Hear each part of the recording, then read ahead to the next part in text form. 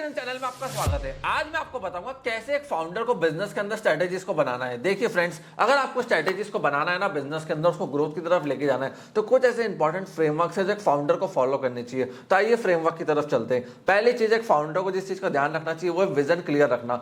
देखो, एक north star होता है क्वेश्चन के अंदर, वैसे ही अगर आपको अपने बिजनेस को ग्रो करना है, स्केल करना है, तो आपके पास एक नॉर्थ स्टार होना चाहिए। वो क्या होता है? 5 साल 10 साल का बड़ा विजन। उसको आपको गूगल शीट, एक्सेल शीट पे लिख के रखना पड़ेगा, जाके मोबाइल और लैपटॉप पे आप देख पाओ कि 10 साल में, नेक्स्ट 5 ईयर्स में कंपनी को लेके कहां जाना है। काफी सारे लोगों के पास विजन ही नहीं होता है कि भैया मेरे को 100 करोड़ का टर्नओवर करना है, 20 करोड़ का प्रॉफिट करना है, या 1000 एम्प्लॉइज रखना है। मतलब जो भी XYZ चीज आपको चाहिए वो क्लियर होनी चाहिए। उसको बोलते हैं विजन बोर्ड। तो विजन हमेशा अपनी कंपनी का क्लियर रखना। दूसरा, डेलीगेशन मास्टरी। अब देखिए, काफी सारे फाउंडर सारा काम खुद करना चाहते हैं क्योंकि उनको लगता है बिजनेस में दूसरों को लगाऊंगा तो पॉलिसीज आउट हो जाएंगी, लीक हो जाएंगी। रिलायंस इतना बड़ा एम्पायर है, मुकेश अंबानी जी हर चीज खुद नहीं करते हैं, ना बिरला करता है ना अडानी करता है। चलो बड़े एग्जांपल से मैं छोटे भी लेता हूँ। इवन मैं काफी सारे सीईओज को जानता हूँ जो 500 करोड़ 100 करोड़ की कंपनी चला रहे हैं। वो खुद हर चीज नहीं करते हैं, वो स्ट्रेटेजीज के ऊपर फोकस करते हैं। तो फाउंडर्स को अपना 90% टाइम स्ट्रेटेजी के ऊपर देना है और 10% टाइम ऑपरेशंस के ऊपर देना है। अब देखिए, अगर आप फर्स्ट टाइम फाउंडर है, छोटा धंधा है, तो पहले आपको अपने प्रॉफिट्स को बढ़ाना। अगर हम एक की है इसके अंदर रूल है, अगर आपका प्रॉफिट महीने का 4 लाख है, कितना? महीने का 4 लाख का प्रॉफिट है, तो आप फिर ऑपरेशंस को डेलीगेट करो और सिर्फ स्ट्रेटेजी में आ जाओ। 90% टाइम स्ट्रेटेजी का। बट आपकी जो प्रॉफिट्स है वही 1,50,000 रुपए, तो फिर 100% स्ट्रेटेजी में मत घुसना, फिर 50-50% बांटो। 50% स्ट्रेटेजी, रात को स्ट्रेटेजी पे फोकस करा, दिन भर ऑपरेशंस के ऊपर फोकस करा। पर जब आपका प्रॉफिट 4 लाख के पार चले जाता है मंथली, आपको टोटली अपना 90% टाइम स्ट्रेटेजीज बनाने में फोकस करना चाहिए और 10% ऑपरेशंस के अंदर, और बाकी सारा काम डेलीगेट। तीसरा तरीका अच्छी स्ट्रेटेजी बनाने का वो है डेटा ड्रिवन सोच रखना। देखो, काफी सारे फाउंडर्स से गट फीलिंग के ऊपर चलते हैं, जो कि बहुत खराब चीज होती है। मेरे से भी गलती हुई थी और काफी सारे फाउंडर्स इसको गलत करते हैं। डेटा ड्रिवन चलो, पास्ट का डेटा देखो, आसपास का डेटा देखो और फाइनेंशियल्स को समझो। काफी सारे लोग अकाउंट्स और फाइनेंस को मिक्स कर देते हैं। अकाउंट्स मतलब अकाउंटिंग, जो पास्ट में हो गया उसको अकाउंटिंग करना, डेटा को रिकॉर्ड करना। फाइनेंशियल प्रोजेक्शन मतलब फ्यूचर में कितना पैसा आने वाला है, कैश आने वाला है, प्रॉफिट होने वाला है, लॉस क्या क्या हो सकता है, बिजनेस में रिस्क क्या है, इन सबको लिखना। तो डेटा ड्रिवन सोच होनी चाहिए।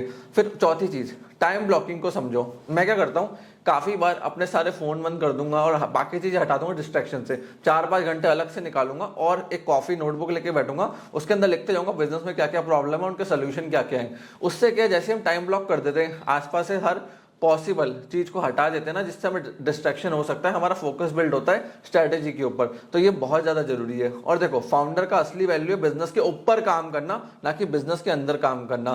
फिर नेक्स्ट स्ट्रेटेजी की तरफ चलते हैं। फर्स्ट प्रिंसिपल थिंकिंग, मतलब हर प्रॉब्लम को 4 भागों में तोड़ो। जैसे सेल्स नहीं आ रही, तो सेल्स क्यों नहीं आ रही? सेल्स इसलिए लीड अच्छी नहीं, लीड अच्छी नहीं तो क्यों नहीं है? मार्केटिंग अच्छी नहीं है, कंटेंट अच्छा नहीं है, एसईओ अच्छा नहीं है। ऐसे तोड़ते हुए चलो। मतलब ये देखो कि जो एंड रिजल्ट नहीं मिल रहा तो उसके पीछे क्या दिक्कत आ रही है। जैसे प्रॉफिट नहीं आ रहा था, मतलब सेल नहीं है, मार्जिन नहीं है। अगर सेल मार्जिन है तो सर्विस या प्रोडक्ट की कॉस्टिंग बहुत ज्यादा है। तो चीजों को तोड़ना सीखो, उससे आपको रिजल्ट्स मिलेंगे। फिर 80-20 का रूल होता है बिजनेस के अंदर। मतलब बिजनेस के अंदर 20% एफर्ट्स मार के आप 80% प्रॉफिट निकाल सकते हो। अब वही आपको सोचना है कि 20% टास्क कौन से है। वो फाउंडर को हमेशा अपने पास रखनी चाहिए, अपने टॉप क्रीम को देने चाहिए, या उनका बार बार आपको फीडबैक एंड फॉलोअप लेना चाहिए। तो आपको 20% काम पे फोकस करना है, जिनसे 80% प्रॉफिट आएगा, और बाकी के जो 80% काम है जिनसे ज्यादा प्रॉफिट नहीं आता, आउटपुट नहीं आता, उनको डेलीगेट कर दो, हटा दो। फिर कस्टमर लेंस पैन, ये भी एक बहुत अच्छी स्ट्रेटेजी होती है धंधे को ग्रो करने की। देखो, आपके कस्टमर्स क्या सोच रहे हैं, उनके माइंड में क्या चल रहा है, वो क्यों आपको पे करेंगे। काफी सारे लोग क्या स्ट्रेटेजी ऐसे बनाते हैं कि मेरे को क्या अच्छा लगा, नहीं कस्टमर को क्या अच्छा लगेगा। पहले वो सोचो, कस्टमर हैप्पी है, क्लाइंट हैप्पी है, तो कंपनी में ग्रोथ आएगी, पैसा आएगा। प्लस साथ साथ कंपनी का प्रॉफिट भी सोचना कि मालूम पड़ा आपने हर चीज डिस्काउंट में फ्री में बांट दी। फिर नेटवर्किंग और स्ट्रेटेजी करो। देखो, networking is equal to strategy fuel होता है। कैसे होता है मैं आपको बताता हूँ। जितना ज्यादा आप मार्केट के अंदर जाते हो, बड़े लीडर से मिलते हो, अपने इंडस्ट्री के सेम लीडर से मिलते हो, बिजनेसमैन से मिलते हो, वो आपको इनपुट्स देते हैं। एक बिजनेसमैन ही अच्छा आपको बिजनेस का इनपुट दे सकता है। जो आईएएस की तैयारी कर रहा है वही, या आईएएस बन चुका है, वही नए लड़के को आईएएस के बारे में बता सकता है। तो आपको इंडस्ट्री के अंदर जाना पड़ेगा, नेटवर्किंग करनी पड़ेगी। मैं भी काफी सारे फाउंडर से मिलता हूँ, मेंटोर से मिलता हूँ, इन्वेस्टर से मिलता हूँ, उससे मुझे इंडस्ट्री के इनपुट्स मिलते हैं। इसके बाद आप लिखना चालू करो। सोचो मत माइंड के अंदर। क्या होता है, माइंड में 60,000 थॉट्स आते हैं, वो सच होते नहीं है। लिखना चालू करो, जितना लिखोगे उतना क्लैरिटी आएगी और उतना चीजें इजी होती जाएंगी। फिर टाइम होरिजन थिंकिंग के ऊपर भी आप जा सकते हो। मतलब 30 डे का गोल प्लान, पर डे का गोल प्लान, 90 डे का गोल प्लान और 3 साल का गोल प्लान, 5 साल का गोल प्लान। ये करना है, तो ये भी बहुत अच्छा तरीका होता है अपने गोल्स को अचीव करने का।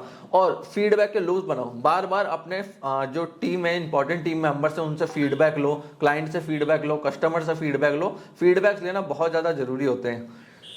और एक चीज, एक्सपेरिमेंट फास्ट फेल फास्ट। मतलब काफी सारे लोग क्या सोचते हैं, स्ट्रेटेजी को 100 दिन तक लेके बैठेंगे, नहीं, 90 डेज मैक्सिमम होते हैं किसी भी स्ट्रेटेजी के लिए। उससे ऊपर ना अडानी ग्रुप रखता है ना रिलायंस अपने पास किसी स्ट्रेटेजी को रखता है। उनको लगता है तो उतार देते, नहीं तो उसको हटा देते हैं अपने सिस्टम के अंदर से। तो स्ट्रेटेजी को एग्जीक्यूट करो, उससे आपको आइडिया मिलेगा। तो जब एप्पल में आए थे ना, तब एप्पल के पास उस समय 100 से ज्यादा प्रोडक्ट्स थे, सबको हटा के 4 प्रोडक्ट के ऊपर लेकर आ गए। आज एप्पल $2 ट्रिलियन का मार्केट कैप क्रॉस कर चुका है। वो क्यों कर पाया?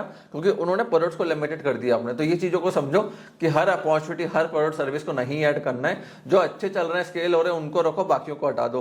पैटर्न से लर्न करो। फाउंडर्स क्या करते हैं, अपने जो इंडस्ट्री के पैटर्न्स होते हैं ना, उनको अंडरस्टैंड नहीं करते, उनको लर्न नहीं करते हैं। जैसे कोडक और नोकिया था, कोडक ने सोचा है डिजिटल कैमरा कौन यूज करेगा, सबने यूज करा, कोडक बर्बाद। नोकिया ने सोचा एंड्रॉइड कौन यूज करेगा, आज नोकिया बर्बाद, ब्लैकबेरी बर्बाद। तो बड़ी बड़ी कंपनियां बर्बाद हो जाती है जब वो इंडस्ट्री के पैटर्न्स को, मार्केट को नहीं समझती कि मार्केट के अंदर चल क्या रहा है, कस्टमर से बात नहीं करते हैं।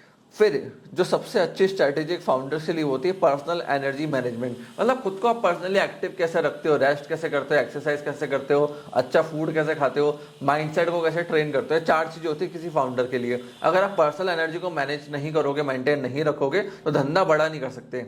एक लाइन में बोलूं, फाउंडर का जो स्ट्रैटेजी बनाने का प्रोसेस है वो एक साइंस भी है, डेटा भी है, एक उसकी गट फीलिंग भी है, और इन सबका मिक्सचर होता है, तब जाके अच्छी स्ट्रैटेजीज बनती, धंधा ग्रो होता है। अब चलते हैं लास्ट 2 स्ट्रैटेजीज की तरफ, वो है कैश फ्लो स्ट्रैटेजी। अब देखिए, आपको बार बार देखना पड़ेगा हर सैटरडे या संडे बैठ के कितना कैश फ्लो आ रहा है और कितना आने वाला है, कितना प्रॉफिट है, कितना एक्सपेंस होने वाला है। ये 4 चीजें एट अ टाइम किसी भी फाउंडर के पास होनी चाहिए जो ऑटोमेट कर रहे हैं, स्केल कर रहे हैं, बड़ा धंधा बनाने की सोच रहे हैं। फिर आता है स्ट्रैटेजिक पार्टनरशिप के ऊपर। मतलब स्ट्रैटेजिक पार्टनरशिप क्या होती है कि देखिए, हमें किस दूसरे फाउंडर के साथ पार्टनरशिप करनी, कोलैबोरेशन करना है, किस एजेंसीज को लेकर आना है, या किस कॉम्पिटिटर के साथ पार्टनरशिप करके ग्रोथ करनी है। पार्टनरशिप भी बहुत जरूरी होती है। देखो, हर चीज आप खुद नहीं कर सकते। अडानी, अंबानी, बिरलास, बड़ी बड़ी कंपनीज हर चीज खुद नहीं करते हैं, ये पार्टनरशिप्स के अंदर जाते हैं। एक टाइम बाद आपको जाना पड़ता है अगर आपको और स्केल करना है, क्योंकि हर चीज आप खुद नहीं कर सकते हो।